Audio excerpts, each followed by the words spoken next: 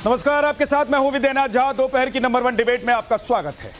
दिल्ली के कालकाजी में गोविंदपुरी से लेकर अशोक विहार तक बुलडोजर एक्शन हुए। डीडीए की जमीनों पर अवैध कब्जे को हटाया गया। सरकारी जमीन पर बने सैकड़ों अवैध मकानों को जमींदोज कर दिया गया। अब ऐसी ही कार्रवाई दिल्ली के मुस्लिम बहुल इलाके बाटला हाउस में भी होने की तैयारी, जहां डीडीए ने सरकारी जमीन पर अवैध मकानों पर नोटिस चस्पा कर दिया है। मामला कोर्ट में भी चल रहा है, लेकिन अतिक्रमण पर बुलडोजर प्रहार को मजहबी रंग दिया जा रहा है। कोर्ट के आदेश पर हो रही कार्रवाई को दिल्ली की बीजेपी सरकार का एंटी मुस्लिम एजेंडा बताने का नैरेटिव गढ़ा जा रहा है। लेकिन सवाल है कि अगर अवैध प्लॉट पर चढ़ाई की जा रही है, गैर कानूनी तरीके से बने मकानों या जमीनों को खाली कराया जा रहा है, तो इसको हिंदू मुस्लिम रंग क्यों दिया जा रहा है? आज इसी मुद्दे पर डिबेट करेंगे। हमारे साथ मेहमान होंगे, लेकिन सबसे पहले आपको एक रिपोर्ट दिखाएंगे।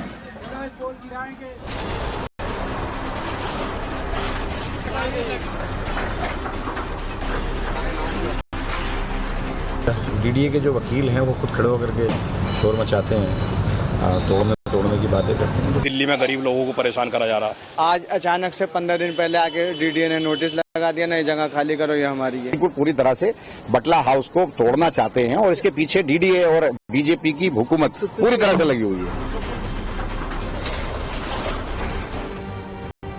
अवैध कंस्ट्रक्शन पर नोटिस चिपकाए जा चुके हैं, मार्किंग भी हो रही है, क्योंकि जो अवैध है वो समतल होगा। देश की राजधानी दिल्ली में जमीन पर ऐसा ही हो रहा है। अवैध निर्माणों के खिलाफ में बुलडोजर एक्शन चलाया जा रहा है, लेकिन इससे घबराहट केवल एक वर्ग को है, और घबराहट इस बात की है कि बुलडोजर बाटला हाउस के बहुत नजदीक तक पहुंचने वाला है, बिल्कुल नियर टू बाटला हाउस। वो बाटला हाउस जिससे शाहीन बाग की दूरी 3 किलोमीटर है। बाटला हाउस से जामिया यूनिवर्सिटी की दूरी 1.9 किलोमीटर है। बाटला हाउस से यूपी बॉर्डर की दूरी 1 किलोमीटर है। बाटला हाउस से जामिया नगर की दूरी 2 किलोमीटर। बाटला हाउस से यमुना की दूरी 500 मीटर है। दिल्ली के इस मुस्लिम बहुल इलाके में अवैध अतिक्रमण पर होने वाले एक्शन से पहले सियासी हलचल भी तेज हो गई है और बुलडोजर एक्शन का डर फैलाया जा रहा है। ये डर कोई और नहीं बल्कि ओखला से आम आदमी पार्टी के विधायक अमानतुल्लाह खान फैला रहे हैं, जिनका ऑडियो भी सामने आ गया है। अस्सलाम वालेकुम। मुझे जानकारी मिली है कि बटला हाउस का जो मुरादी रोड का जो डीडीए डेमोलेशन करना चाहती है, वो मंडे डेमोलेशन करना चाहती है, यानी कि आने वाले मंडे, परसों, और ये हर हालत में करना चाहती है। मुझे गुप्त सूत्रों से पता लगा है, इसमें से तकरीबन 21 अभी तक स्टे हो गए हैं। 52 प्रॉपर्टी पर इन्होंने जो है वो नोटिस लगाया था। ये मौका भी देने को तैयार नहीं है, क्योंकि कोर्ट ने कहा है कि वो सुनने को तैयार है, और हमें उम्मीद है पूरी कि अगर ये 2-3 दिन भी हमें देंगे तो इसमें स्टे हो जाएगा इंशाल्लाह। लेकिन ये किसी भी हालत में ये वक्त नहीं देना चाहते। अभी हमें जो 3 दिन दिए थे जो मेरी PIL पे 3 वर्किंग डेज, वो भी बुध में पूरे हो रहे हैं, क्योंकि एक दिन हाई कोर्ट बंद रहता है, एक दिन खुलता है। तो बस यही है कि भाई आप लोग सतर्क रहें और इंशाल्लाह हर मुमकिन कोशिश और दुआएं भी करें कि लोगों के घर महफूज रहें, और कोशिश भी करें जो हो सकती है। आम आदमी पार्टी के विधायक अमानतुल्लाह खान ये हाय तौबा मचा रहे हैं, जब दिल्ली हाई कोर्ट 11 याचिकाकर्ताओं को अंतरिम राहत देते हुए बाटला हाउस इलाके में बुलडोजर एक्शन पर फिलहाल रोक लगा चुका है। इससे पहले बुधवार को दिल्ली हाई कोर्ट ने अमानतुल्लाह खान की याचिका को खारिज कर दिया था और कोई राहत देने से इनकार कर दिया था। तब भी अमानतुल्लाह सियासत चमकाने के लिए बीजेपी और डीडीए को कोसते हुए नजर आ रहे थे। तो ये जिस तरह से डीडीए इस पूरे इलाके को डेमोलिशन करना चाहती है, वो मेरी समझ से बाहर है। रेखा गुप्ता जी कह रही है कोर्ट का ऑर्डर है, लेकिन उनके वकील आकर के यहाँ तोड़ने की बातें करते हैं, यहाँ मुखालफत करते हैं। बिल्कुल पूरी तरह से बटला हाउस को तोड़ना चाहते हैं और इसके पीछे डीडीए और बीजेपी की हुकूमत पूरी तरह से लगी हुई है। दरअसल सुप्रीम कोर्ट ने 7 मई को अवैध निर्माण के खिलाफ कार्रवाई का सीधा आदेश दिया, जिसमें पीएम उदय योजना के दायरे से बाहर की कॉलोनीज को तोड़ने की बात कही गई थी। इस आदेश के तहत डीडीए ने मुरादी रोड पर 2.8 बीघा जमीन को अवैध करार दिया और 26 मई को नोटिस चिपकाकर 15 दिन के भीतर घरों को खाली करने का अल्टीमेटम दिया। डीडीए ने कहा कि नोटिस के बाद 15 दिन का समय दिया गया और नोटिस दिए बिना कोई एक्शन नहीं लिया जा रहा है। कि जिन झुग्गियों में माननीय कोर्ट के यदि आदेश हैं, तो उसमें ना कोई सरकार कुछ कर सकती है, ना प्रशासन कुछ कर सकता है। ऐसा नहीं है कि दिल्ली में अवैध कब्जे को लेकर बुलडोजर एक्शन किसी एक जगह पर हो रहा है। दिल्ली में गोविंदपुरी, वजीरपुर और कई ऐसे मोहल्ले में ऐसा पहले भी हो चुका है, लेकिन जैसे ही बुलडोजर और बाटला हाउस की बात सामने आती है, पूरे इकोसिस्टम के कान खड़े हो गए। दंगल वकील मैदान में उतर गए और सरकारी जमीन पर अतिक्रमण करने वाले विक्टिम कार्ड खेलने लगे। डीडी और दिल्ली की बीजेपी हुकूमत को दोषी करार देने लग गए। दिल्ली में गरीब लोगों को परेशान करा जा रहा है। यहाँ पे छोटे छोटे मकान बना रखे हैं, छोटे छोटे अपने लिए में 50, 60, 70 साल पुराने यहाँ पर रोक रहे हैं। आज डीडीए की लैंड निकाल के बता रहे हैं ये लोग कि भी डीडीए की है, एमसीडी की है। सब परेशान करने वाली बात है और कुछ नहीं है। नोटिस यहाँ पे चिपका गए, 15 दिन के टाइम दिया था, नोटिस चिपकाया था। इससे पहले डीडीए कभी यहाँ पलट के नहीं आया। यहाँ रोड बने, मीटर लगे, यहाँ पे बिल्डिंगें बनी और आपका ना लाइट आई, यहाँ पे पानी आया। उस कभी ना डीडीए ने आके नहीं कहा ना मेरे यहाँ नाले हैं या हमारी जगह है, कुछ नहीं। आज अचानक से 15 दिन पहले आके डीडीए ने नोटिस लगा दिया, नहीं जगह खाली करो, ये हमारी है। हमें सुप्रीम कोर्ट से परमिशन मिली है। बाटला हाउस चर्चा का विषय इसलिए भी बना है क्योंकि एक वक्त यही बाटला हाउस राजनीति का अखाड़ा था। सितंबर 2008 में दिल्ली में हुए सिलसिलेवार बम धमाकों के बाद 19 सितंबर को इसी बाटला हाउस में एनकाउंटर हुआ। बाटला हाउस में आतंकवादी छिपे हुए थे। एनकाउंटर में दिल्ली पुलिस के इंस्पेक्टर मोहन चंद्र शर्मा शहीद हो गए, लेकिन कांग्रेस ने एनकाउंटर पर सवाल उठा दिए। कांग्रेस नेता सलमान खुर्शीद ने यहां तक दावा किया था कि एनकाउंटर में मारे गए लड़कों की तस्वीरें देखकर सोनिया गांधी रो पड़ी। इस बयान के बाद आज तक बीजेपी बाटला हाउस पर कांग्रेस को घेरती हुई आई है। दिल्ली को जो लोग जानते हैं उन्हें पता है कि बाटला हाउस इलाका कैसा है। अब इसी बाटला हाउस इलाके में बुलडोजर एक्शन होने वाला है, इसीलिए हर तरफ चर्चा का माहौल है। दिल्ली में अतिक्रमण के खिलाफ में जो भी कुछ एक्शन हो रहा है वो कोर्ट के आदेश के बाद ही हो रहा है। इससे पहले वजीरपुर, मद्रासी कॉलोनी, गोविंदपुरी में भी बुलडोजर एक्शन हो चुका है। तीनों ही जगहों पर नोटिस देने के बाद ही प्रशासन ने कार्रवाई की है। कोर्ट के आदेश पर बुलडोजर एक्शन हो रहा है, लेकिन अवैध अतिक्रमण के खिलाफ इस एक्शन पर भी सियासत फुल ऑन है। और अब जब मामला बाटला हाउस इलाके का है तो इससे भी पर्दे के पीछे से हिंदू मुसलमान का नैरेटिव गढ़ने की कोशिश हो रही है। Bureau report, times now Navbharat. तो ऐसा नहीं है कि सिर्फ दिल्ली में बाटला हाउस या बाटला हाउस के आसपास के इलाकों में अवैध जमीन या मकानों को खाली कराने के लिए बुलडोजर एक्शन की तैयारी है। दिल्ली के कई इलाकों में बुलडोजर एक्शन पिछले दिनों में हुए हैं, लेकिन उन बुलडोजर एक्शन को लेकर बहुत ज्यादा हो हंगामा या सवाल नहीं उठाया गया। उस पर मजहबी रंग का कोई ऐसा आपको सियासी बयान या कुछ दिखाई नहीं दिया होगा। लेकिन बाटला हाउस पर बुलडोजर की बारी जैसी आई तो इसे क्या मजहबी रंग देने की कोशिश हो रही है? और सवाल यह है कि 2008 में जहां पर आतंकियों का एनकाउंटर हुआ, जिस बाटला हाउस एनकाउंटर में मारे गए आतंकियों के लिए कांग्रेस के आंसू बहे, क्या उसी बाटला हाउस में अगर बुलडोजर चलने की या चलाने की तैयारी चल रही है अवैध जमीनों को खाली कराने के लिए या अवैध मकानों को खाली कराने के लिए, तो उस पर आम आदमी पार्टी सियासत कर रही है? और क्या इसको मजहबी रंग देने की कोशिश की जा रही है? यासिर जिलानी बीजेपी के प्रवक्ता हमारे साथ हैं। हमारे साथ अवनिजेश अवस्थी जी हैं, पॉलिटिकल एनालिस्ट। स्वामी चक्रपाणी अध्यक्ष हिंदू महासभा के हमारे साथ हैं। गिन्नी साहनी है, कांग्रेस के नेता हमारे साथ। पुष्पेंद्र श्रीवास्तव हैं, आम आदमी पार्टी के प्रवक्ता। सैयद जवाद पॉलिटिकल एनालिस्ट हमारे साथ हैं। आप सभी मेहमानों का बहुत बहुत स्वागत है। लेकिन मेरा सबसे पहले सवाल आपसे है पुष्पेंद्र श्रीवास्तव जी कि दिल्ली में और भी जगहों पर हमने देखा है कि बुलडोजर एक्शन हुआ पिछले कुछ दिनों में। वहां आप लोगों को गरीब नहीं दिखाई दे रहे थे, वहां आप लोगों को नहीं लग रहा था कि भाई गरीबों पर एक्शन हो रहा है, क्योंकि यह मुस्लिम बहुल इलाका है। आप लोगों को यहां पर राजनीति करनी है। आपको पता है कि यह राजनीति का अखाड़ा 2008 से ही है, इसलिए आप लोग कह रहे हैं कि ये परेशान किया जा रहा है। और मुस्लिम है तो उनको क्या अवैध कब्जा या अवैध जमीन कब्जाने की परमिशन मिल जानी चाहिए?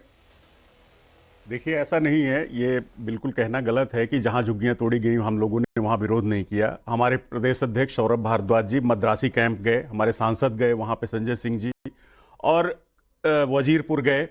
गोविंदपुरी में आपको याद होगा कालका जी में आतिशी जी जो हमारी पूर्व मुख्यमंत्री हैं और विपक्ष की नेता हैं इस समय दिल्ली में, वो खुद गई और उनको हिरासत में लिया गया। यही गरीबों के साथ आम आदमी पार्टी हमेशा खड़ी है। आप ये कह रहे हैं कि वहां नहीं गए, यहां क्यों कर रहे हैं, ऐसा नहीं है। हमारा सवाल यह है कि भारतीय जनता पार्टी के लोग चुनाव से ठीक पहले इन झुग्गियों में जाते हैं, रात्रि प्रवास करते हैं, उनके बच्चों के साथ कैरम खेलते हैं, उनके यहां खाना खाते हैं और उनको ये मोदी जी का गारंटी कार्ड दे करके आते हैं। मोदी जी खुद भाषणों में अपने ऐलान करते हैं कि ये गारंटी कार्ड है कि आपकी जहां झुग्गी है यहीं पे हम आपको मकान देंगे। तो आज वो कहां गया नारा? आज क्यों झुग्गियां तोड़ी जा रही हैं? जब अगर आप झुग्गी तोड़ रहे हैं तो आप पहले मकान दे दीजिए, उनको शिफ्ट कर दीजिए, उसके बाद आप झुग्गियां तोड़ दीजिए। रही बात, आप कह रहे हैं कि कोर्ट का ऑर्डर है। अरे भैया, कोर्ट का ऑर्डर तो आप मानते कहां हो? कोर्ट का ऑर्डर तो पहले भी आया था, सुप्रीम कोर्ट का ऑर्डर आया था तो आप चले गए, आपने संसद में नया कानून बना दिया सुप्रीम कोर्ट के ऑर्डर के खिलाफ। तो इन झुग्गियों को बचाने के लिए रेखा गुप्ता जी कोर्ट क्यों नहीं जाती? पंजाब में चुनाव प्रचार करने के लिए रेखा गुप्ता जी के पास टाइम है, और यहां जो गरीब लोग उजाड़े जा रहे हैं उनको बचाने के लिए रेखा गुप्ता जी कोर्ट नहीं जा सकती। हम भारतीय जनता पार्टी की जो दिल्ली की सरकार है उसको कोर्ट में जाने में क्या दिक्कत है? अगर कोर्ट का ऑर्डर है तो आप जाकर के रुकवाइए कि भैया ये गरीब लोग हैं, इन्होंने दिल्ली को बसाया है, दिल्ली को बसाने में, दिल्ली को चमकाने में, दिल्ली को बेहतर बनाने में इनका सबका योगदान है। जो उत्तर प्रदेश, बिहार, मतलब झारखंड और तमाम राज्यों से, पूर्वोत्तर के राज्यों से आते हैं, पूर्वांचल से आते हैं। आप ये कार्ड मत खेलिए, यूपी बिहार वाला कार्ड मत खेलिए। नहीं, कोई कहीं से भी आता हो, सभी लोग, कोई कहीं से भी आता हो, ये देश की राजधानी है और यहाँ सब लोग रहते हैं, हर प्रदेश के लोग रहते हैं। बिल्कुल, इसको आप उत्तर प्रदेश और बिहार से जोड़कर वहां के लोग नहीं, ये कार्ड खेलने की कोशिश कर रहे हैं, क्योंकि आपको पता है कि यूपी और बिहार के लोग दिल्ली में ज्यादा रहते हैं। सच्चाई है, मुझे जानता हूं, मैं भी बिहार से आता हूं। लेकिन मैं ये पूछ रहा हूं कि अगर कोई गरीब है तो उसे अवैध कब्जा करने की क्या इजाजत आप लोग देना चाहते हैं? अरे भाई, अगर किसी ने अवैध जमीन पर मकान बना लिया है, अवैध कब्जा करके किसी और की जमीन पर मकान बना लिया है अवैध तरीके से, तो आप लोग कह रहे हैं कि भाई छोड़ दीजिए। नहीं, बहुत बढ़िया सवाल आपका। ऐसे अगर छोड़ते रहेंगे तो क्या दिल्ली में आप देख रहे हैं हालत क्या है? मैं आपके सवाल का ही तो जवाब दे रहा हूं कि आप अगर कह रहे हैं कि वो इलीगल हैं, अनऑथराइज हैं, मैं आपकी बात मानता हूं, लेकिन वो चुनाव से पहले लीगल थे क्या? जब आप उनके यहां जाके खाना खा रहे थे, उनके यासिर जिलानी जी कैरम खेल रहे थे, तब वो लीगल थे क्या? तब आपको नहीं दिखाई दी? क्यों गारंटी दी आपने? क्यों मोदी जी का गारंटी कार्ड दे करके आए कि हम आपको यही मकान देंगे? हमने तो नहीं कहा था, आपने ही कहा। सुन लीजिए, अब सुनिए, यासिर जिलानी बोलेंगे, उनका जवाब सुनिए। यासिर बोलिए। देखिए, पहले मैं आम आदमी पार्टी का 2 सेकंड में जवाब दे दूं कि ये हताश हैं, निराश हैं, इनके भ्रष्टाचार, इनके बड़बोलेपन और इनके निकम्मेपन को दिल्ली की जनता ने ऐसा तमाचा मारा है कि ये घर बैठ गए, बेरोजगार हो चुके हैं, इनके पास कोई काम नहीं। तो इनके प्रवक्ता आके कुतर्क और अनर्गल बातें टीवी पे करते हैं। ये जो झुग्गियां जहां जहां टूटी, अब आप ये बीच में बोलेंगे तो ये तरीका ठीक नहीं है। नहीं तो आप कम से कम आप डिबेट का डेकोरम मेंटेन करके उनको बोलने दीजिए। आप बोल रहे थे तो वो नहीं बोल रहे थे, आप उनको बोलने दीजिए, फिर बोलिएगा। डेकोरम मेंटेन करिए प्लीज। विद्यानाथ जी, आप इनको मना करिए, नहीं तो इनका फेडर डाउन करिए, आवाज डाउन करिए इनका। बोलिए यासिर भाई, बोलिए। देखिए, ये वो लोग हैं विद्यानाथ जी, जो कहते हैं ना लाशों पे राजनीति करने वाले ये गिद्ध हैं। मैं उस पर नहीं जाना चाहता हूं। और तमाम हम लोगों ने बहुत सारी डिबेट में बताया कि अगर मद्रासी जो झुग्गी कैंप था उसको क्यों तोड़ा गया, वहां से बारापुला का बहुत बड़ा नाला जाता है, 2023 में सबने देखा था, दिल्ली में इन्हीं की सरकार थी, किस तरीके से वहां पे कोई मशीन नहीं पहुंच सकी और बाढ़ की स्थिति कितनी भयंकर हुई थी। इसलिए, और कोर्ट का ऑर्डर था, कोर्ट के ऑर्डर की आप अवहेलना करेंगे जब कोर्ट ने ऑर्डर कर दिया है कि आप इलीगल तरीके से रह रहे और ये कह रहे हैं कि हमने मकान नहीं दिया। हमने 1675 मकान ऑलरेडी वजीराबाद के लोगों को अलॉट कर दिया। अब कुछ लोग आम आदमी पार्टी के कार्यकर्ता वहां पे सिर्फ लड़ने के लिए बैठेंगे, तो ये तो बात सही नहीं है कि आप वहां 10 बज जाएं और राजनीति करें। तो कोर्ट ऐसे नहीं चलता। कोर्ट, अब आते हैं आपका जो आज का मुद्दा है बटला हाउस, जो कल से ड्रामेबाजी, वहां के अफसोस होता है वहां का जो रिप्रेजेंटेशन है, जो रिप्रेजेंटेटिव है, वो थोड़ा कम पढ़ा लिखा है, जिसको हम अपने सामान्य लैंग्वेज में जाहिल है, जाहिल कहते हैं। विद्यानाथ, ये गलत बात है। वो हमारे सूचना कोई मिल गई से चुने हुए विधायक हैं, आप उनके बारे में इस तरह की घटिया बात मत करिए कि वो घटिया बात करके आप खुद बता रहे हैं कि आप अनपढ़ हैं। वो घटिया तो मैं मुंह पे कहता हूं यार, आपको पता नहीं है। आप कितने बड़े जाहिल हैं कि उन्होंने, देखिए, अगर विद्यानाथ जी पूरे 5 मिनट मैं एक चीज बोलूंगा, यासिर जिलानी पूरे 5 मिनट। अरे मैं उसके घर के थोड़ा अपनी भाषा पे ध्यान दीजिए। एक चीज मैं बोलूंगा, गलत तरीका है आपका। मैं एक चीज बोलूंगा कि मर्यादा में, चुने हुए विधायक हैं, मर्यादा में रह के हम सब लोग बात करेंगे, है ना, मर्यादा की लाइन को क्रॉस नहीं करेंगे। अरे मैंने विद्यानाथ जी मैं पार्लियामेंटेरियन लैंग्वेज बोल रहा हूँ। ठीक है, पार्लियामेंटेरियन लैंग्वेज मैं बड़ा ध्यान रखता हूँ जब आपका रिप्रेजेंटेटिव ये गलत भाषा हो जिसको जाहिल कहते। मैं भी उसी भाषा में आपको बोल रहा हूँ, आप खुद जाहिल हैं। ऐसे करके बात नहीं हो पाएगी। मुद्दे पर आइए। या तो विद्यानाथ जी मुद्दे पर 5 मिनट पहले बुला लिया था तो इनसे डिबेट करा लीजिए। मेरी बात यासिर जी कंप्लीट कीजिए। एक सेकंड रुक जाइए श्रीवास्तव जी, आप स्टूडियो में समझाना चाहता हूं। एक सेकंड रुक जाइए प्लीज, आप एक सेकंड साउथ ईस्ट एक एक करके यासिर जी को कंप्लीट करने दीजिए, उसके बाद आप बोलिएगा। कल मैं बताता हूं जहालत की बात, कल बताता हूं मैं मेरे पास साक्ष्य है। कल साउथ ईस्ट के डीसीपी और डीडीए के तमाम अफसरान ओखला बटला हाउस के लोगों को, जिसमें खुद एमएलए अमानतुल्लाह मौजूद थे और वहां के कांग्रेस के नेता, वहां के पार्षद, वहां के तमाम लोगों को बुलाया गया था। एक मीटिंग तय की गई थी, वहां पे यह कहा गया कि आपको लॉ एंड ऑर्डर मेंटेन करनी है। वहां किसी के मुंह से एक आवाज नहीं निकली। और ये जिस कॉलोनी की बात कर रहे हैं, जो गुप्त सूचना इनको मिली, पता नहीं कहां से मिली, जो ऑडियो इनका वायरल हो रहा है, ये सिर्फ हिंदू मुसलमान करना चाहते हैं। हम भी मानवीय स्तर पे विद्यानाथ जी इस बात को सोचते हैं कि एक बहुत बड़ी जो कॉलोनी है जिसमें रिहाइश है, लोग वहां रहते हैं, बड़ी मेहनत से लोग अपने घर को बनाते हैं, लेकिन ये मामला कोर्ट में 85 से चल रहा है। ठीक है, ये जो बुरादी रोड की बात आप जो अभी अपने पैकेज में दिखा रहे थे, और कौन लोग कोर्ट में गए तोड़ने के लिए, वही बटला हाउस ओखला के जो लोकल लोग हैं, जाकिर नगर में रहने वाले। मेरे पास साक्ष्य है, नाम के साथ मैं कोट कर सकता हूं, जो खिलाफ गए, जिन्होंने इलीगल इंक्रोचमेंट बनाई, वो कोर्ट गए और उस आधार पे कोर्ट का ऑर्डर आया। और आज बटला हाउस की स्थिति ये हो गई है। और अपनी खाल बचाने के लिए वहां के एमएलए अपने ऊपर एक तरीके से गलत अनर्गल बातें करके लोगों को भ्रमित कर रहे हैं। लोगों ने वहां की जनता ने उनको वोट दिया था कि वो उनका सपोर्ट करेंगे, लेकिन वो आज उनका सपोर्ट नहीं कर रहे, उनको बर्बाद करने में लगे हुए हैं। ओके, ठीक है। अब निजेश जी, बाटला हाउस क्योंकि राजनीति का अखाड़ा रहा है, 2008 के बाद तो कांग्रेस ने बता दिया था कि उसके आंसू किसके लिए और क्यों उस वक्त सोनिया गांधी के आंसू निकल गए थे। इसीलिए आज बाटला हाउस पर जब बुलडोजर चलने की बारी आई है तो ऑडियो वायरल हो रहा है और कुछ लोगों को पेट में दर्द हो रहा है और कुछ लोगों को लग रहा है कि यह सही मौका है एक नैरेटिव सेट करने का हिंदू मुसलमान का। विद्यानाथ जी, पहली बात तो यहाँ पे जो बातें आई हैं उनको साफ कर लेना चाहिए। अभी पुष्पेंद्र जी ही नाम है शायद, उन्होंने कहा कि पहले तो गए थे चुनाव से पहले, कि कोर्ट नहीं देखता ना कि चुनाव से पहले गए थे, काट दिया था, कहा था, ये कहा था। कोर्ट ये सब नहीं देखता। कोर्ट कहता है आपके पास इसकी रजिस्ट्री है, आपने खरीदी जमीन, आपका अतिक्रमण तो नहीं, आप गैर कानूनी रूप से तो नहीं रह रहे। सिर्फ कोर्ट ये देखता है। कोर्ट ने ये देखा और कोर्ट ने चिंता दो। पहली बात। दूसरी बात, ये झुग्गियां नहीं है, गरीब वाले नहीं है, ये पक्के मकान बने हुए हैं, अतिक्रमण है ये सरकारी जमीन पर। ये ध्यान रखना चाहिए पुष्पेंद्र जी कि सिर्फ गरीब जहां झुग्गी वहां मकान, वहां जहां झुग्गी वालों को मकान मिले हैं, फ्लैट मिले हैं ना, फ्लैट मिले हैं, कालका जी में मिले हैं शायद, जहां तक मेरा ख्याल है, वहां पर फ्लैट भी दिए गए।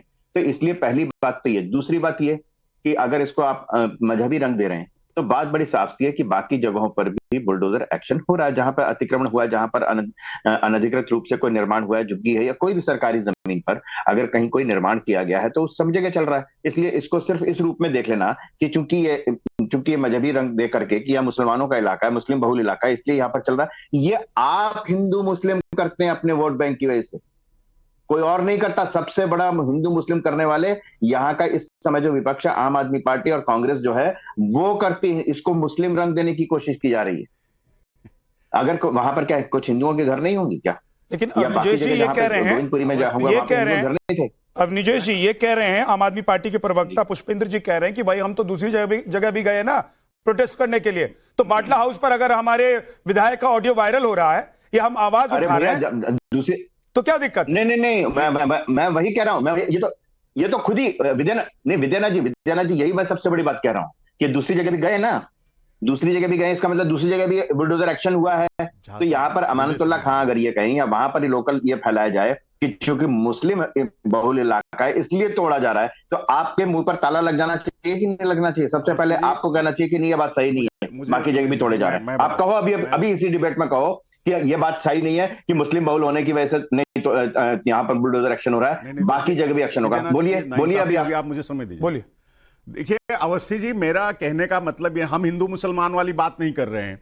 वहां के चूंकि विधायक हैं हमारे, मेरा क्या मतलब नहीं, मैं कह रहा हूं जो कहना वो कहिए आप। नहीं, मेरा कहने का मतलब यह है कि हमारे वहां के लोकल विधायक हैं, तो वहां की जनता की रक्षा सुरक्षा और उनकी देखभाल की सारी जिम्मेदारी उनकी है। तो अगर वो किसी को सतर्क कर रहे हैं या कोई बात कह रहे हैं तो इसमें कोई बुराई नहीं। दूसरी बात, आप हिंदू मुस्लिम की बात कर रहे हैं, हम तो कर ही नहीं रहे हैं। हम तो कह रहे हैं उन झुग्गियों में जहां पे हम आतिशी जी ने जाकर विधायक कर रहा है और उनको आपने अरेस्ट कर लिया।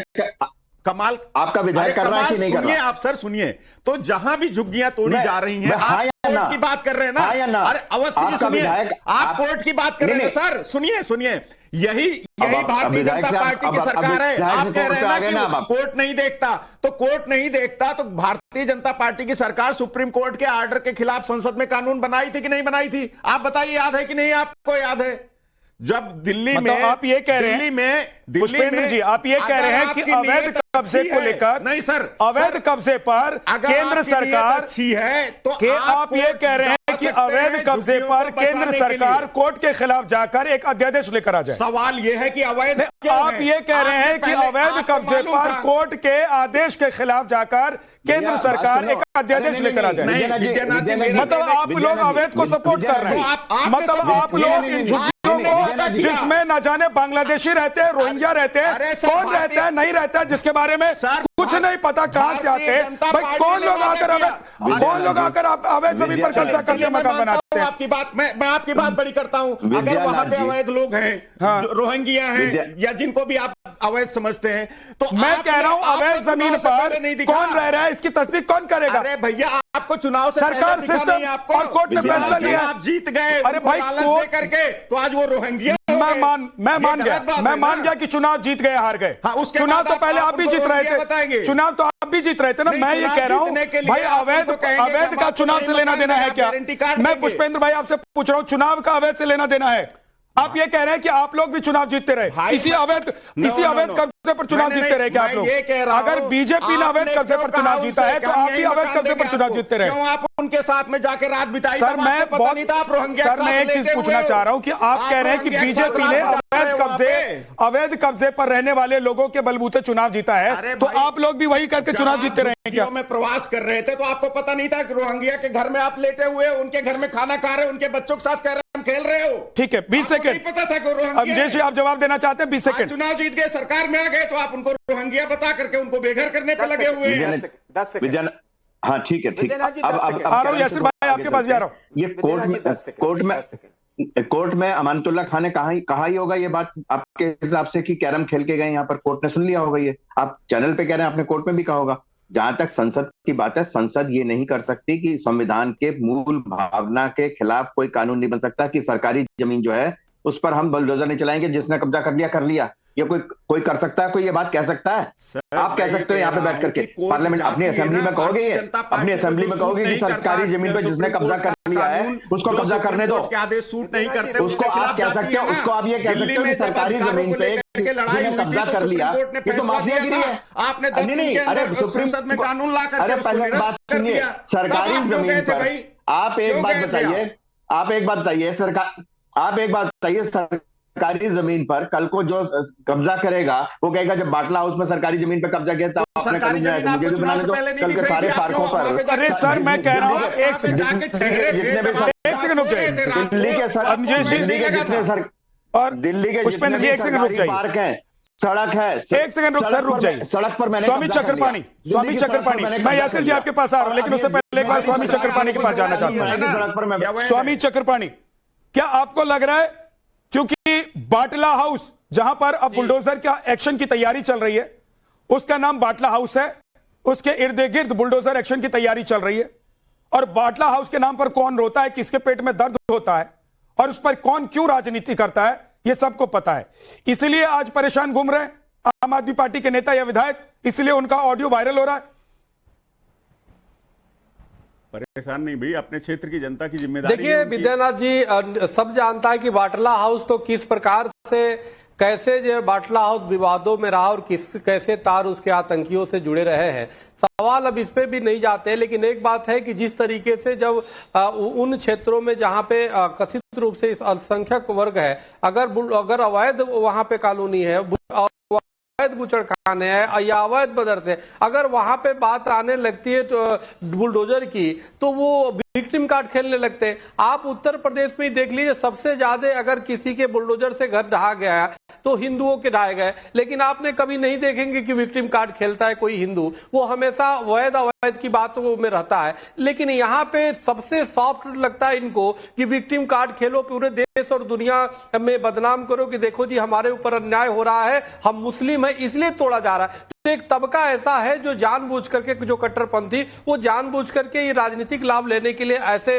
वो करते हैं। हमारे बहुत ही वरिष्ठ वो बीजेपी के जो प्रवक्ता यासिर जिलानी साहब बिल्कुल सही बोल रहे थे। देखो, हमें इस बात को समझना होगा कि जिस तरीके से कोई भी अवैध है, चाहे अवैध बूचड़ खाने होते हैं, अवैध कब्जे होते हैं, अवैध बस्ती होती है, अवैध कोई भी चीज होता है, उस पर कोई भी सरकार आती है, कार्रवाई करती है। आप उस पर लीगल आप एक्शन लेते हो, ठीक है, लेकिन आप जो हिंदू मुस्लिम करते हो, आप उस पर अपने विक्टिम कार्ड खेलते हो, तो हमारी देश न सिर्फ संवैधानिक मर्यादा को तार तार करते हो, बल्कि इसके साथ देश को भी बदनाम करने का एक साजिश रखते हो। उसके साथ कहीं न कहीं कट्टरपंथियों को बल देने का काम करते हो, जो ये बड़ा दुर्भाग्यपूर्ण बात है कि कहीं ना कहीं उनको ऐसा कुंठित कर देते हो कि देखो जी हम अल्पसंख्यक है इसलिए हमें तो हमारी घर को तोड़ा जा रहा है, जबकि हिंदुओं का भी तोड़ा जा रहा है। इसके पहले देखो कितने हिंदू जो जहां पे रह रहे हैं, वो आप जाके पूछिए, अधिकतर हिंदू है उसमें तोड़े गए हैं, लेकिन वहां पे तो किसी ने हिंदू विक्टिम कार्ड नहीं खेला। लेकिन आप तो बस बैठे रहते हैं, आप मुसलमानों को भड़काने पे लगे रहते हैं, जो कट्टरपंथी है उनको हवा देने पे लगे रहते हैं। कहां तक मलहम लगाते, कहां तक अगर जो तोड़े जा रहे हैं, जो उस पे पीड़ित लोग हैं, उन सरकार से मांग करते चलो भाई उनकी पुनर्स्थापना की जाए, उसमें कोई दो राय नहीं होना चाहिए। जहां बांग्लादेशी या चाहे रोहिंग्या, उनको हटाने की बात करनी चाहिए, उस पर तो करेगा नहीं आदमी। बस हिंदू मुस्लिम सबसे आसान है, उस मुस्लिम में वो रोहिंग्या भी बच जाते हैं, उसमें बांग्लादेशी घुसपैठिए भी बच जाते हैं, अवैध जो भारत के बाहर से आए वो भी बच जाते हैं। तो ये कहीं ना कहीं उनको बचाने के लिए एक बहुत बड़ी साजिश होती है, ठीक, जो नहीं होना चाहिए, देश हित में नहीं है। आप जो भी है, माननीय कोर्ट का आदेश है भाई, सरकार कोई भी आएगी कार्रवाई करनी चाहिए। इसमें हिंदू मुस्लिम करके हमें लगता है कि उसको यासिर जिलानी भी उंगली उठा रहे हैं, उनके पास भी मुझे जाना है। पुष्पेंद्र, आप भी बोलना चाहते हैं, लेकिन एक बात, सैयद जवाद, हाँ सैयद जवाद क्या कहना चाह रहे हैं, बोलिए आप। जी देखिए विद्यानाथ जी, बहुत बहुत धन्यवाद आपको और आपके सभी दर्शकों को मेरा जय हिंद जय संविधान। बड़ा एक मशहूर शेर है विद्यानाथ, लोग टूट जाते हैं एक घर बनाने में, तुम तरस नहीं खाते हो बस्तियां उजाड़, बस्तियां जलाने मौजूदा। हाँ पता है, लेकिन ये उजाड़ रहे हैं ना, कि जला भी नहीं रहे, जलाते ये कहीं और। अवैध घर नहीं, अवैध घर बनाने नहीं, अवैध घर बनाने में। अब सुनिए, जब ये सरकार सत्ता में आई थी 2025 में, अभी इनका मैनिफेस्टो उठा के पढ़िएगा, इन्होंने क्या क्या वादे और प्रोमिसेस करे, और ये वो बात कह रहे हैं जो सुप्रीम कोर्ट के मौजूदा जजों के ऊपर अभद्र टिप्पणी करते हैं, उनको ट्रोल करते हैं, हाई कोर्ट और सुप्रीम कोर्ट के लोगों को ट्रोल करके अभद्र टीका टिप्पणी करते हैं, और कोर्ट का किस तरीके से अपमान करते हैं, वो आज नैतिकता के ज्ञान दे रहा है। वो बता रहे हैं कोर्ट के आदेश के अकॉर्डिंग हमने काम जो है वो आगे बढ़ाना है, कोर्ट ने आदेश दिया। आदेश तो कोर्ट ने और भी बहुत कुछ दिए, कितना माना गया, सुप्रीम कोर्ट ने बहुत कुछ कहा है, कितना मानते हैं भारतीय जनता पार्टी के लोग। और इसी दिल्ली के अंदर जब कोर्ट ने एक डिसीजन दिया था तो अध्यादेश लाकर के राम मंदिर में निर्णय हुआ, राम मंदिर के पक्ष में जब निर्णय सर्वोच्च न्यायालय ने दिया था, उस समय आप भी विरोध कर रहे थे जवाब साहब। जब राम मंदिर के पक्ष में निर्णय सर्वोच्च न्यायालय ने दिया था, तो आपके ओवैसी बंधु भी चिल्ला रहे थे, उनके पेट में दर्द हो रहा था, आप भी चिल्ला रहे थे, आपको भी पेट में दर्द हो रहा था। नहीं, जब सुप्रीम कोर्ट की बात आ रही तो उस पर मैं बता रहा हूँ, जवाब साहब तो खुद ही चिल्ला रहे थे, पेट में दर्द हो गया था कि कैसे राम मंदिर के पक्ष में निर्णय आ गया। तो ऐसा मत बोलिए, 5 एकड़ जमीन आपको भी मिला था, हिंदुओं ने तो उसका विरोध नहीं किया, लेकिन आपको तो राम मंदिर पे विरोध हो रहा था कि सर्वोच्च न्यायालय का निर्णय था। एक तो मौलाना साहब ने यहाँ तक कह दिया कि एक समय आएगा हम उसको तोड़ के फिर मस्जिद बना देंगे, उसके खिलाफ आपने एक सेकंड स्वामी जी, एक सेकंड रुक जाइए, उनको कंप्लीट करने दीजिए। सैयद जवाद को, उसके बाद आप बोलना चाहते बोलिएगा। सैयद जवाद बोलिए। जी मैं रुका हूँ। नहीं, आप कहते हैं डिबेट का डेकोरम होना चाहिए, उस दिन आप मैंने कर दिया सर, दे रहे थे, आज आप रिकॉ नहीं पा रहे थे। मैं फिर इसीलिए तकलीफ से कहता हूँ विद्यानाथ जी, आप वरिष्ठ पत्रकारों में आप शुमार होने लगे। मैंने डेकोरम मेंटेन करवा दिया, अब वक्त मत जाया कीजिए, प्लीज बोलिए। मैं सिंपल यही कह रहा हूँ कि आज बटला हाउस के ऊपर ये लेकर के बुलडोजर दौड़ने की कोशिश कर रहे हैं, पूरे भारत में जो है बुलडोजर इनका दौड़ने की, लेकिन इसी बुलडोजर नीति पर सुप्रीम कोर्ट ने एक बार उत्तर प्रदेश में भी डिसीजन दिया था। क्या हुआ उसका? क्या सरकार मान रही है ऐसे आदेशों को, या जहां जहां भारतीय जनता पार्टी की सरकारें हैं क्या वो सुप्रीम कोर्ट के दिए हुए डिसीजन को मान रही हैं? ये पूरे देश के अंदर एक बड़ा प्रश्न खड़ा हो रहा है कि जहां जहां भारतीय जनता पार्टी की सरकारें हैं वो सुप्रीम कोर्ट के दिए हुए डिसीजन की धज्जियां उड़ाती हैं, सुप्रीम कोर्ट के जजों को धमकाते हैं इनके सांसद, इनके विधायक, इनके मंत्री। ऐसी अगर नजीरें आप पेश करेंगे पूरे हिंदुस्तान में तो आने वाले वक्त में भारत का मुस्तकबिल और ज्यादा खराब होगा। वादे करके आए थे आपको बड़े बड़े, जहां झुग्गी वही मकान, हम पक्का मकान देंगे, 300 यूनिट बिजली फ्री देंगे, महिलाओं को अधिकार देंगे। क्या हो रहा है? पावर कट हो रहे हैं। आज की डेट में यासिर भाई जी क्षेत्र में रहते हैं, मैं रहता हूँ, वहां लगातार पावर कट हो रहे हैं, उसके ऊपर कोई जवाब नहीं है। आप बात करिए जाकर के, जो आपने कहा था हम युवाओं को, यही तो होता है ना सैयद जवाद जी, जब अवैध कब्जा होगा, अवैध तरीके से लोग रहने लगेंगे तो वहां पर तो बिजली की भी दिक्कत होगी, वहां पर सीवर सिस्टम की भी दिक्कत होगी, वहां तमाम तरह की दिक्कतें होंगी ना, क्योंकि प्लानिंग बोर्ड के पास उतनी बड़ी जनसंख्या का कोई प्लान ही नहीं होगा जितनी बड़ी जनसंख्या अवैध तरीके से वहां जाकर बस जाती है। तो एक काम करिए, या तो ये डिसाइड कर लीजिए कि हम जो मैनिफेस्टो में वादे करते हैं, भारतीय जनता पार्टी जो वादे करती है वो वादे ना करे क्योंकि झूठे वादे होते हैं, या तो आप ये वादा कर लीजिए कि 50 साल से यहाँ वो सारी अवैध रह रही है, इतना लंबा यहाँ पे रहते हुए लोग जवान से बुजुर्ग हो गए, बहुत से लोगों के इंतकाल हो गए, लोगों कब्रिस्तान में चले गए, वो सब अवैध है। भारतीय जनता पार्टी वैध है। अरे जो अवैध तरीके से सरकारें बनाते हैं करके पैसे के दम पे वो यासिर जिलानी मेरा नाम है, हो गया। जो सरकारें बैठ करके, अब आप डेकोरम मेंटेन कीजिए। अब मैंने बोल दिया स्टॉप, आपकी घड़ी रुक गई, अब रुक जाइए। यासिर जिलानी बोले जा रहे हैं इनके लिए डिकोरम नहीं है। अब जवाद अब सुनिए जरा, आपने जो झूठ का पिटारा खोला है जरा सुन लीजिए। आपकी हिम्मत नहीं हुई, आप पिछले 1.5-2 मिनट से बोल रहे हैं, लेकिन आपने ओखला की स्थिति में बात नहीं रखी। आपको खसरा नंबर 277 तो ध्यान है ना, 278, 279, 277 जिसको लेके ये सारा मसला आया है और ये कब से चल रहा है। यूपी इरिगेशन, सुन लीजिए, पहले बात सुनिए। मैंने टोका नहीं, बिल्कुल खामोशी से सुनिए, खामोशी से सुनिए। पहले आप लोगों को भ्रमित मत करिए। ओखला के जो लोग हैं, जो बटला हाउस में रहते हैं, जो मुरादी रोड पे रहते हैं, उनके बीच में भ्रम मत फैलाइए। आप सुनिए, मानवीय स्तर पर पूरी बात को समझने की कोशिश करिए। यासिर जिलानी को बोलने नहीं दीजिए, उसके बाद सैयद जवाद आप बोलिएगा। ये देखिए, अभी 2 मिनट पहले ज्ञान दे रहे थे कि डेकोरम।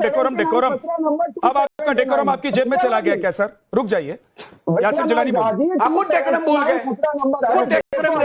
यही है। और देखिए, इन्होंने मुझसे कहा ये जिस इलाके से आते हैं, मत बोलिए सैयद जवाद, एक दूसरे के ऊपर बोल रहे हैं, आवाज किसी को समझ नहीं आ रही है। सुन लो, पहले डेकोरम मेंटेन करो। हाँ बोलिए।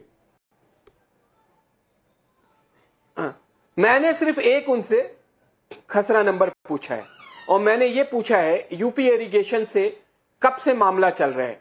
80 से केस लड़ रही है वहां की पब्लिक, मुरादी रोड की और बटला हाउस की। डीडीए ने कब नोटिस दिया, कितने साल पहले।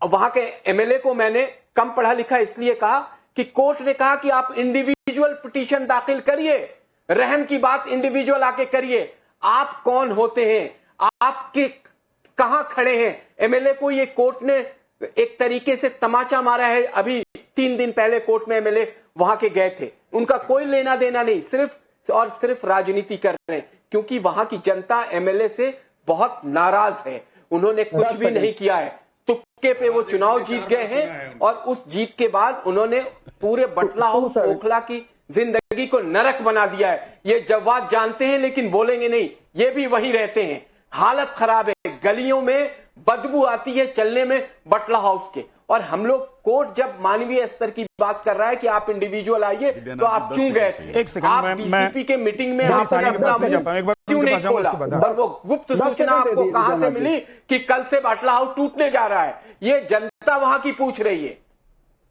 ठीक है, 10 सेकंड देखिए विद्यानाथ जी। 10 सेकंड, ओके, बोलिए, सही जवाब। विद्यानाथ जी, खतरा नंबर 279 का जिक्र आप कर रहे थे, वहां तो बहुत से लोगों को सुप्रीम कोर्ट की तरफ से राहत मिली, लेकिन डीडीए ने जिन जगह पे 288 और आप जब आपके सामने ये सामने मामला आ गया तो आप हिंदू मुस्लिम कर रहे हैं, आप बीजेपी को टारगेट कर रहे हैं, आप बीजेपी को गाली दे रहे हैं। आपने अभी वीडियो में चलाया कि बीजेपी तोड़वा रही है, बीजेपी कोर्ट है।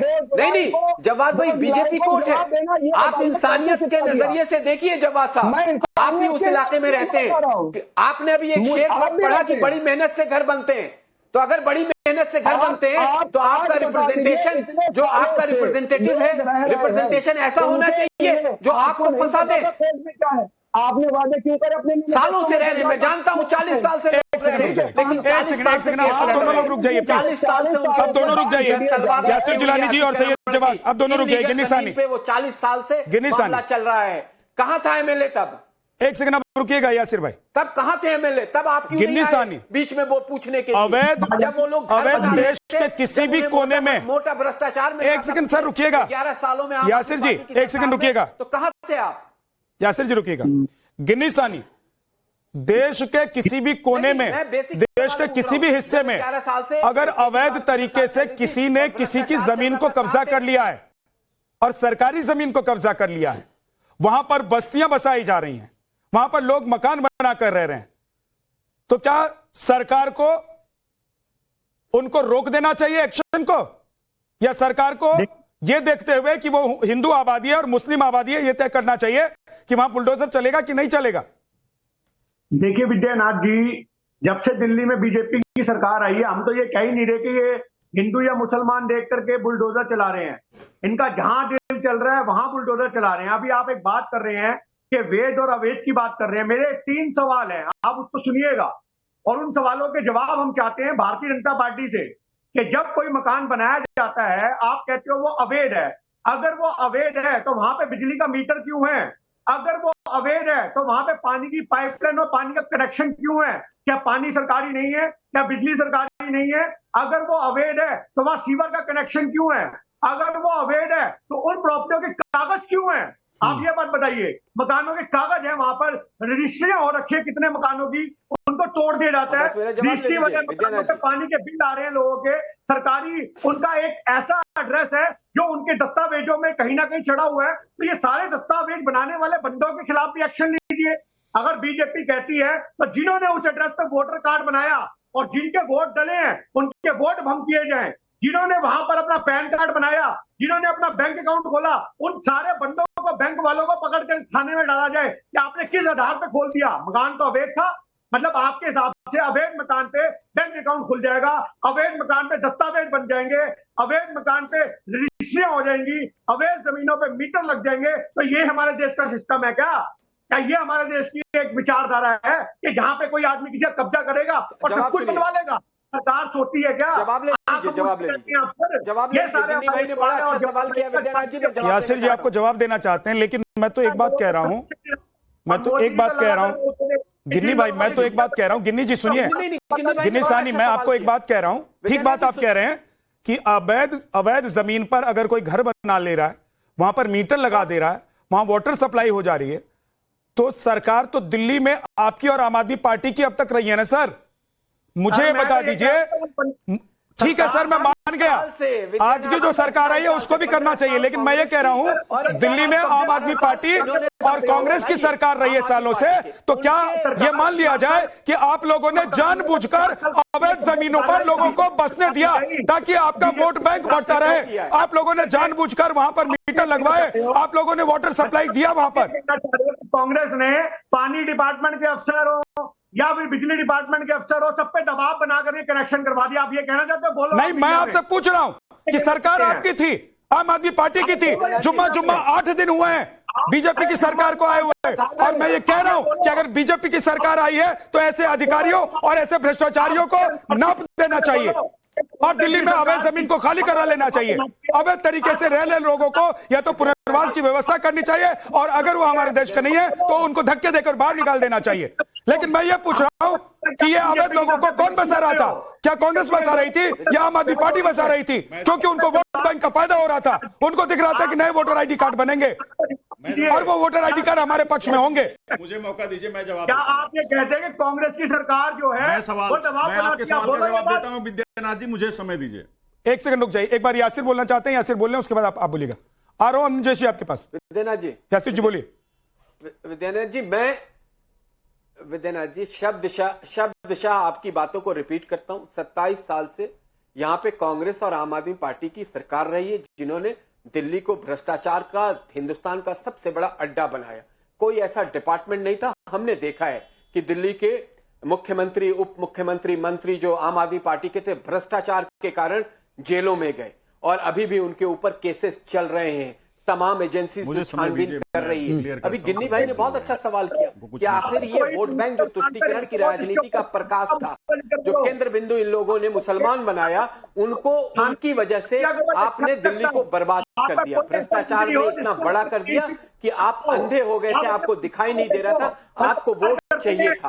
और अब जब कोर्ट के माध्यम से कार्रवाई हो रही है तो ये लोग बौखलाए हुए हैं, गुस्से में, और इनकी चोरी खुद पकड़ी गई। इन्होंने खुद ही एक्सेप्ट कर लिया कि किसने पानी का कनेक्शन दे दिया, किसने इनको लेंटर बनाने दिया। आम आदमी पार्टी की सरकार में तो तय थे भ्रष्टाचार के पैसे कि कितने पैसे एक लेंटर पे किसको जाएंगे।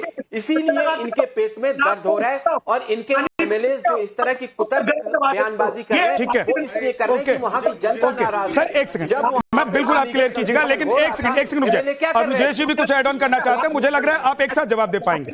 अनुजेश जी बोलिए। एक सेकंड रुक जाइए, गिन्नी सानी रुकिए। सर आप घिर गए, आपने जो सवाल उठाया उस सवाल में आप ही गिर गए, क्योंकि सरकार आप लोगों की ही थी पहले। अब आप जवाब देना चाहते तो थोड़ा रुकिए गिन्नी जी, मैं आपके पास आऊंगा। एक मिनट रुक जाइए। पुष्पेंद्र जी आप स्टूडियो में, मुझे पता है कि आप बोलेंगे तो आपकी आवाज आएगी, तो इसलिए रुक जाइए थोड़ा सा। एक बार अनुजेश जी बोल रहे हैं, उसके बाद आप जवाब दीजिए। विद्यानाथ जी, मैं जरा सैयद साहब के शायरी का जवाब दे दूं। ये कृपा करके शायरी जो है ना, आप मुर्शिदाबाद के चौराहे पे जाके जरूर बोलिए, जहां पर दुकानें और घर जला दिए गए थे और गाड़ियां जला दी गई थी। नूह के मेवात में जाकर के जरूर बोलिएगा जवाब साहब, जहां पर गाड़ियां जला दी गई थी। हिम्मत हो तो वहां पर जाकर के बोलिएगा आप ये शेर।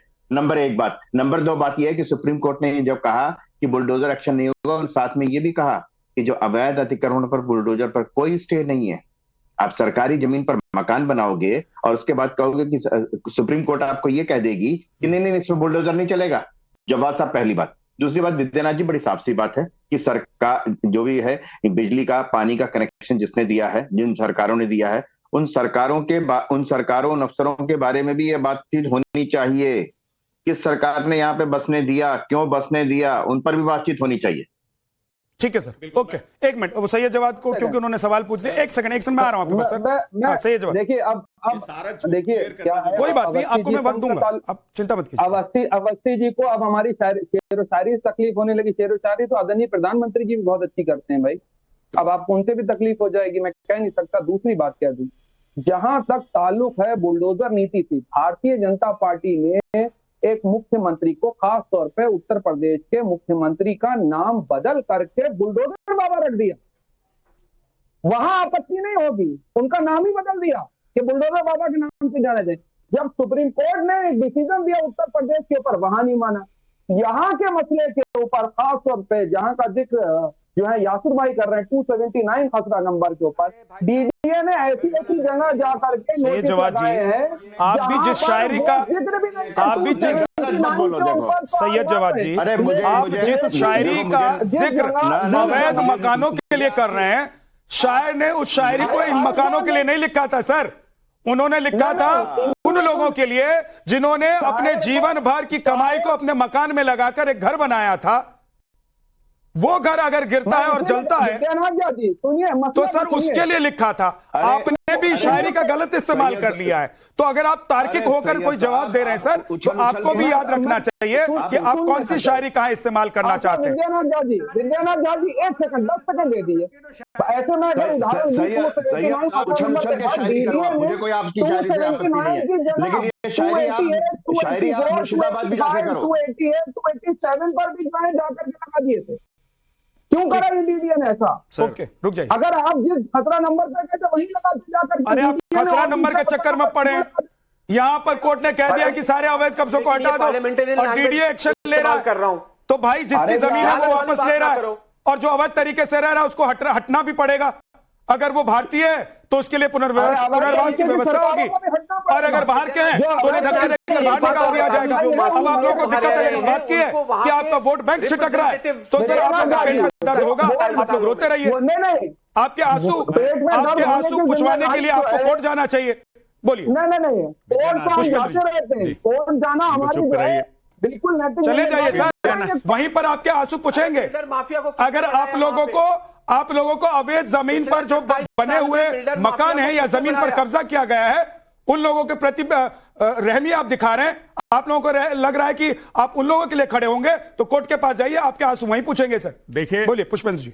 विद्यानाथ जी, देखिए 2-3 चीजें मैं आपको क्लियर कर दूं। पहली बात तो यहां पे ये चर्चा हो रही थी, यासिर जिलानी साहब भी कह रहे थे, और आप चूंकि वरिष्ठ पत्रकार हैं आपको तो शायद मालूम होना चाहिए, ये झुग्गियां या जो भी मकान अवैध हैं ये 40-50 साल से बसे हुए हैं। और दिल्ली में 1993 में पहली विधानसभा का जब गठन हुआ तो भारतीय जनता पार्टी की सरकार सत्ता में आई। मदन लाल खुराना जी पहले मुख्यमंत्री हुए, फिर साहिब सिंह जी हुए, फिर सुषमा स्वराज जी हुई।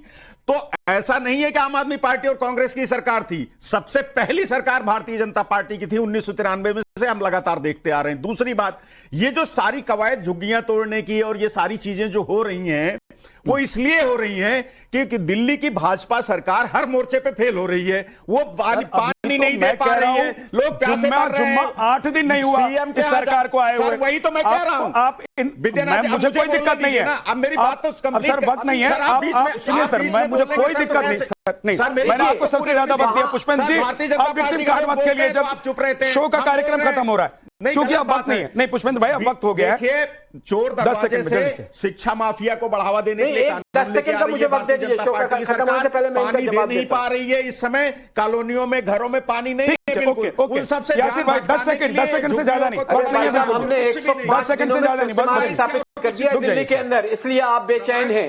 आपको आपके प्रवक्ता, आपके नेता घरों से निकल नहीं रहे, घरों में दुबक गए, क्योंकि रेखा गुप्ता की सरकार ने जो ऐतिहासिक कार्य किया है इससे आप डर गए। ठीक है सर, इसलिए आप अब आप लोगों का बहुत बहुत शुक्रिया।